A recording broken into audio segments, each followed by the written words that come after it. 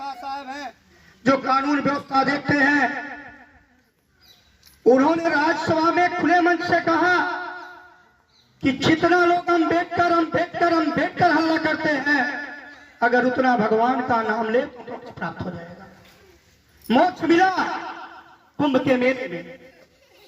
बहुत सारे गरीब दलित शोषित वंचित लोग गए, नहाने गए और भीड़ ने उन्हें दबा के कुचल के मार डाला। उनकी लाशें नहीं मिली, उसी गंगा में दफन हो गई। इस भारत की भ्रष्ट सरकार ने 30 लोगों का ऐलान किया और मरने वालों की संख्या लाखों में है।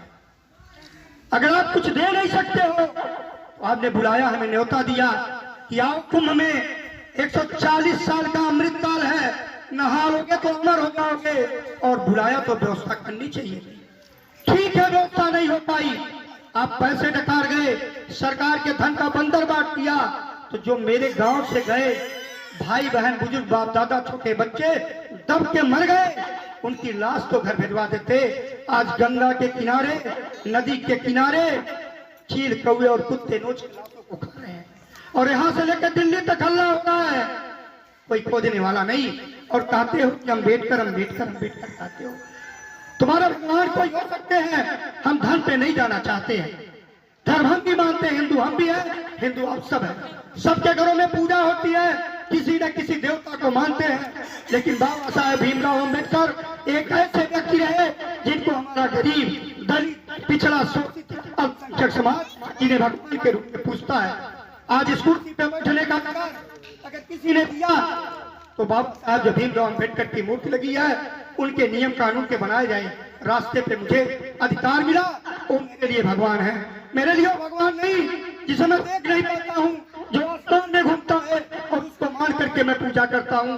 पूजा तो सही रूप से आप सभी दलित समाज बधाई के पात्र हैं, आपके साथ मानने वाले हम लोग भी हैं, लेकिन थोड़ा पीछे पीछे चलते हैं, आप आगे आगे चलते हो।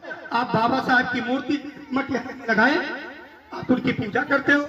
आज हम भी यहाँ करके बैठे, सिर्फ हमारे नेता ने कहा कि जो बाबा साहब भीमराव अम्बेडकर का जो अपमान किया है देश के गृह मंत्री ने, उसके खिलाफ समाजवादी पार्टी पूरे देश में धरना प्रदर्शन करेगी। उसी क्रम में खलीलाबाद में भी किया गया, नौजवानों में हिंसा का पुतला फूका और बहुत सारे नौजवानों के खिलाफ इस सरकार ने मुकदमे लगाए और जेल गए, जमानत करा के आए। ये चलता रहेगा। आजादी की लड़ाई में शहीद तो होना ही है साथियों, चाहे आप दलित हो या मैं पिछड़ा हूँ, आप हरिजन हो मैं यादव हूँ, कोई कुहार है, कहार है, लोहार है, भर बड़ाई दिलदार, एक ही माँ की सभी औलादे हैं, कोई थोड़ा ऊपर है, कोई कहीं नीचे है। लेकिन एक बात याद रखना, अगर आप हम बटे रह गए, आने वाले 27 में जो 2 साल के बाद चुनाव होगा, ये हिंदुस्तान के संविधान का मौलिक अधिकारों का अंतिम चुनाव होगा। अगर इस 27 में भारतीय जनता पार्टी के लोग फिर सरकार बना करके उत्तर प्रदेश में मुख्यमंत्री बने, तो कोई दल नहीं बचेगा, चाहे समाजवादी पार्टी हो, चाहे बहुजन समाज पार्टी हो या कोई दल हो। जरूरत है इन पाखंडियों को, फरेबियों को, बेईमानों को, जो हमारे आपके हक अधिकार को लूट रहे हैं, इनको पहले आप बेदखल करो, इनको आप बेदखल करो। हम आप आपस में बातें करते रहेंगे। इसी क्रम में सिर्फ एक निवेदन है, आप महिलाएं बैठी हैं, आपकी मतदाता सूची आप जानते हैं, वोट मतदाता सूची से पड़ता है। किसी घर में 20 लोग हों, अगर वोटर लिस्ट में उनका नाम नहीं है, वोट नहीं मिलेगा।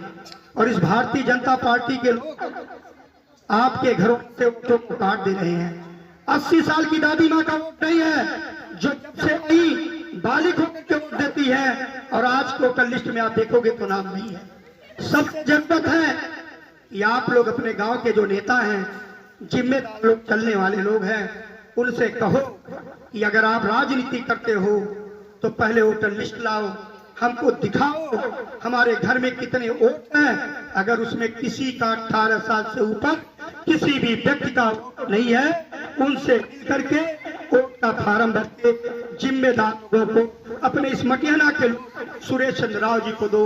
हम सब बढ़वाने का काम करेंगे। जब हथियार होगा तभी युद्ध होगी और वोट गिनती होगा, जिसका एक वोट अधिक होगा वही विधायक और एमपी बनेगा, और जब बनेगा तभी आपकी सरकार बनेगी। और जब गरीबों की सरकार बनेगी, बेसहारों लाचारों की सरकार बनेगी, जो गरीबी से निकलने वाला व्यक्ति बनेगा वो तब आपके दुख दर्द को जानेगा। बहुत सारे लोग आपको बहकाते होंगे कि समाजवादी पार्टी केवल दूसरे लोगों की पार्टी है।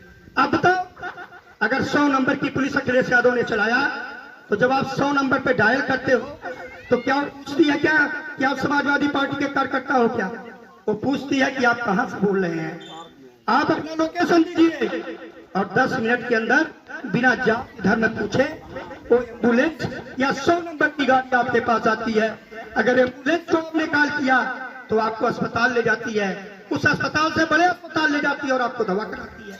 और मेरे जैसा या कोई बड़ा व्यक्ति आपके साथ जुर्म करता है तो 100 नंबर की गाड़ी उसे थाने लेके जाती है, पंचायत होती है, उसको टर्मिनेट करती है। इसलिए आपसे कहना चाहता हूं, समाजवादी पार्टी किसी एक जात की पार्टी नहीं, किसी एक बिरादरी की पार्टी नहीं, समाजवादी पार्टी सब समाज की पार्टी है। इसके नेता अखिलेश यादव कहते हैं कि पीडीए के रूप में, मतलब देश की 80% आबादी जो गरीबों की है, जिसमें पिछड़ा, गरीब, दलित, शोषित, अल्पसंख्यक जितने भी लोग निवास करते हैं वो सब एक मां की औलादें हैं।